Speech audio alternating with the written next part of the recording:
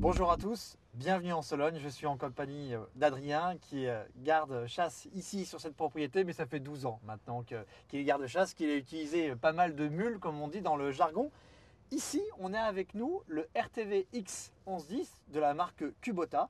Vous allez d'ailleurs pouvoir le retrouver cette année lors du Game Fair qui se passera à la Motte Beuvron, pas très loin d'ici. Alors avant de tourner un petit peu avec, on voulait rapidement vous le présenter. Donc ce modèle il est sorti il y a 2 ans maintenant. Adrien, avant ce modèle-là, vous utilisiez déjà d'autres modèles de la marque Kubota? Oui, c'est ça, oui. Le modèle d'avant. Et également avant, il y avait d'autres modèles que vous avez utilisés. Oui. De quelle marque? Des John Deere. Des John Deere. Des John Deere, oui. Alors vous qui l'utilisez depuis maintenant 2-3 ans, en quoi ce modèle il est plus performant et en quoi vous avez une meilleure utilisation que les anciens modèles à la fois de Kubota et à la fois de John Deere? Bah, ils sont plus souples. Ouais. Ils sont plus souples et plus rapides aussi un peu.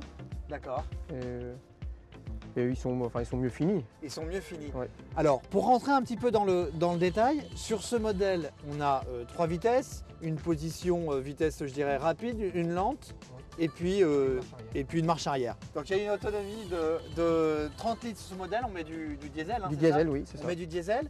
On peut utiliser évidemment de jour comme de nuit parce qu'il peut être homologué avec une immatriculation, ce qui fait qu'on peut aller sur la route. Oui. Sur la route. On a également des phares.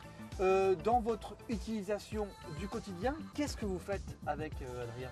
Bah, dans le quotidien, on s'occupe des clôtures électriques. Ouais. On s'occupe des clôtures électriques. Vous mettez vos clôtures. On met tout derrière. Ouais. On fait aussi un peu de bois. D'accord. Donc on peut mettre les tronçonneuses, mettre du bois derrière, la charger. Ouais. Donc, les jours de chasse, qu'est-ce que vous faites également? Les jours de chasse, on ramasse le gibier. On ramasse le gibier. Le gibier, puis on peut poster les invités. Les invités dedans. J'imagine que vous pouvez mettre évidemment des armes, des munitions, des équipements. Vous pouvez mettre à peu près combien de bêtes derrière là en général? On peut en mettre 3 ou 4. 3 ou 4. Oui. 3 ou 4 animaux. Oui. Au niveau du terrain, on va dire que c'est un utilitaire qui passe partout. Qui passe partout, oui. Ça passe très bien. À la fois sur les chemins, mais également dans les ornières, dans les chemins un peu boueux. Oui, ça passe très bien. Oui, ça a une garde au sol assez haute. Ouais. Assez haute et ça passe avec des bons pneus, ça passe très bien. Ouais. Dans les autres utilisations qu'on peut avoir en termes d'aménagement de territoire, qu'est-ce que vous faites d'autre avec cet outil? On fait vraiment tout ce qui est pour l'aménagement. On peut tout mettre dedans. On fait l'agrainage, on fait tout. On peut agréner également, on peut mettre voilà. Alors vous avez plusieurs modèles ici. Il y en a un où on peut transporter des personnes là sur le modèle qu'on a là, et il y en a un autre où justement vous allez agréner avec. Je rappelle, j'en profite, il y a une capacité de 500 kg derrière.